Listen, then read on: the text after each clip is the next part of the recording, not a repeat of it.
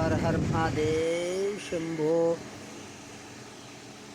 ఈ కాలం ఈ రోజుల్లో మనకు అసూయ, ఈర్ష, దేశాలు, పగలు, ప్రతీకారాలు, బ్రతికితే ఓర్వలేనితనము. మనం బ్రతుకుతున్నాం, వాడెందుకు బ్రతకలేడు, వాడు బ్రతకొచ్చు, వాడు మన మీద ఏడవడము, ఇవన్నీ కూడా దృష్టి దోషము, మన మీద నెగిటివ్ ఎనర్జీని ఫామ్ చేస్తూ ఉంటాయి.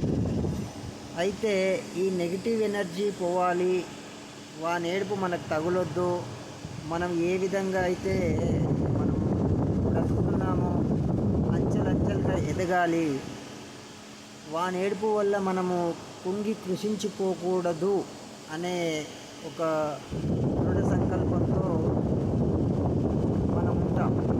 కానీ ఎక్కడో ఉండేవాడు ఇల్లు కట్టుకున్నాడు, కారు కొనుక్కున్నాడు, పని చేసుకుంటున్నాడు, పైసలు ఉన్నాయి దీని దగ్గర, వాడిని సంపాదించుకోమనుకుంటే మనకు అవసరం లేదు కదా, వాడు సంపాదించుకోవచ్చు. మన మీద పడి ఏడవడం ఏంది?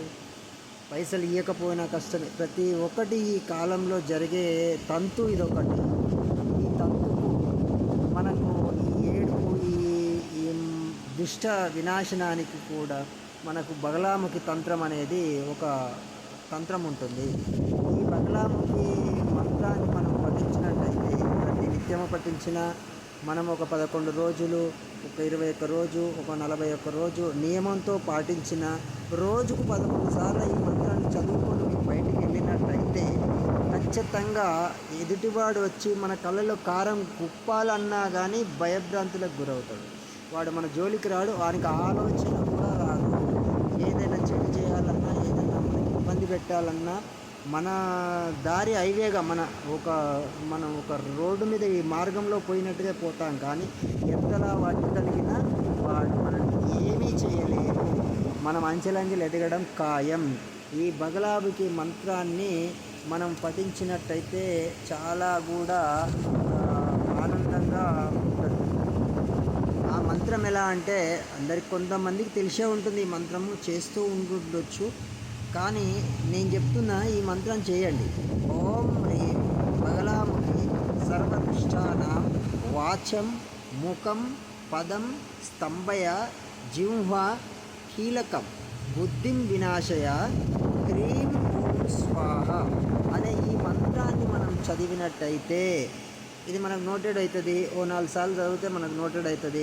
నోటెడ్ అయిపోయినప్పుడు మనం ప్రతిసారి ఈ మంత్రాన్ని మనం చదువుతూ ఉంటే, బయటికి వెళ్తే ఇదొకటే కాదు, ఎదుటివాడు సర్వ దుష్టులు, అంటే మన మీద ఏ విధమైన ప్రయోగం చేయాలనుకున్నా, ఏ విధంగా అయినా మనకు చెడు ప్రభావం చూపాలన్నా, ఏదైనా ఏడుపున్నా కానీ ఆ సర్వ దుష్టులు అనేది దూరం అవుతారు. వాడు మాట్లాడే మాట, వాక్కు అది బంద్ అవుతుంది. ముఖం, వాడు మన మీద కళ్ళెర్ర చేసిన ముఖం, వాడు ఏదైనా పదం వాడిన అన్ని స్తంభింపజేస్తుంది అనమాట. వాడిని మనకనేది ఈ ప్రభావం అనేది తాకదు. కీలకం, వాడి బుద్ధి వినాశం చేయాలి. అంటే దీని నుంచి ఏంటంటే, వాడు మన మీద ఏడ్పు అనే బుద్ధి ఏదైతే ఉంటుందో వాడికి ఆ బుద్ధిని అంతం చేయి అని చెప్పి ఈ బగలాముఖికి సంబంధించిన ఈ మంత్రాన్ని మీరు పఠించినట్లయితే అంచెలంచెలు ఎదగడమే ఖాయం. ఖచ్చితంగా ఎదుగుతారు. ఏడుపులన్నీ దూరం అవుతాయి. ఎంత ఏడ్చినా, ఎంత దోడ్చినా ఇతనికి ఏమీ అవుతలేదు అనే ఆలోచనలో వాడు పడుకుంటాడు. వాడి బుద్ధి కూడా మారుతుంది. వాడు కూడా నేను మంచిగా బతకాలనే ఆలోచనకు వస్తాడు. ఒకరి మీద ఏడుపు అనేది పోతుంది. వాడు కూడా మంచి ఒక స్థాయికి ఎదగాలి అనేది మనకి కోరిక. మనమైతే ఎవరిని ఏడవము, మనం ఎవరిని సొమ్ము తింటలేము, మనం ఎవరితో ఉంటాం, మనమైతే మనం ఉంటుంది. ఈ బగలాముఖి సాధన చెయ్యండి, మీరు ఆనందంగా ఉండండి. ఖచ్చితంగా ఇది చెయ్యాలి.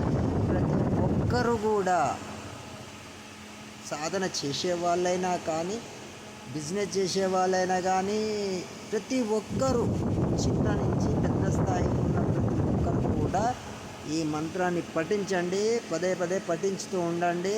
మీకు ఎలాంటి అడ్డంకులు రాకుండా ఆ బగలాముఖి దేవి వెంటాడుతూ వెన్నంటి ఉంటూ మిమ్మల్ని కాపాడుతూ ఉంటుంది.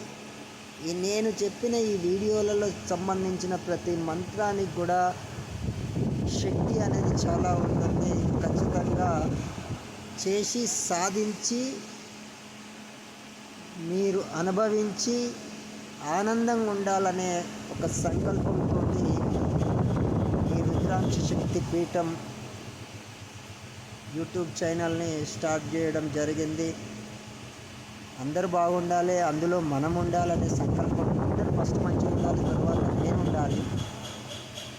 ఇబ్బందులు ప్రతి మనిషికి సహజంగా వస్తూ ఉంటాయి. వచ్చినా కానీ మనకు ఏ విధంగానో ఆ దేవీ దేవతలు రక్షణగా ఉండి మనల్ని కాపాడుతూ ఉంటారు. సర్వే జనా సుఖినో భవంతు. తదాస్తు.